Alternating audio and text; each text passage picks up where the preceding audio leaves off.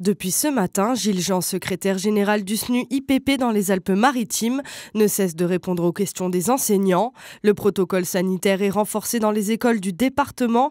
Désormais, un seul cas positif de Covid dans une classe entraîne la fermeture de celle-ci. Sur le fond, on y est assez favorable. On attendait une mesure au moins de ce type-là. C'est-à-dire que maintenant, dès qu'un élève est positif, la classe ferme. Alors c'est pas sans poser de problème pour les parents, par exemple, qui travaillent, etc. Mais au point de vue sanitaire, ça nous semble aller dans le bon sens. Oui. Ce qui n'empêche pas le corps enseignant d'être épuisé après un an passé à s'adapter. De leur côté, les parents d'élèves de cette école primaire de Nice sont mitigés. Ce tour de vis les rassure, mais en cas de fermeture, il va falloir vite réagir. Pour moi, c'est la priorité à la santé.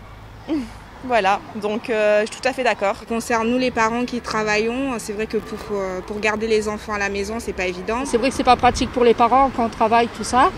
Mais bon, c'est la sécurité le plus important. De son côté, la FCPE 06 s'inquiète. Ce renforcement du protocole sanitaire aura une conséquence sur la continuité pédagogique, selon la secrétaire générale Céline Vaillant. On voit mal, là encore, comment l'enseignant va pouvoir s'organiser en étant prévenu à 15 h que la classe va fermer pour le lendemain, pour fournir du travail à la maison pour les élèves. Donc finalement, on va aussi être dans la même situation qu'on était l'année dernière, à savoir une grande disparité entre les familles qui ont un équipement informatique et du temps pour accompagner les enfants, et puis les autres qui vont rien faire en fait.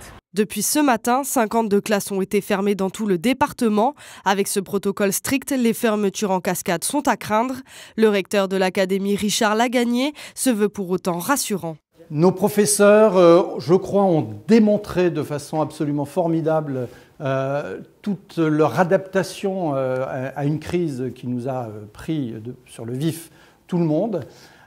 Ils s'inscrivent à la fois sur un travail important en présentiel, mais ils ont su aussi proposer de façon extrêmement innovante des choses en distanciel. Depuis la rentrée de février, des tests salivaires ont été mis en place dans les établissements. La semaine dernière, sur 4000 prélèvements, 4 se sont avérés positifs. Avancer les prochaines vacances de 15 jours pourrait être une solution pour éviter la fermeture des écoles.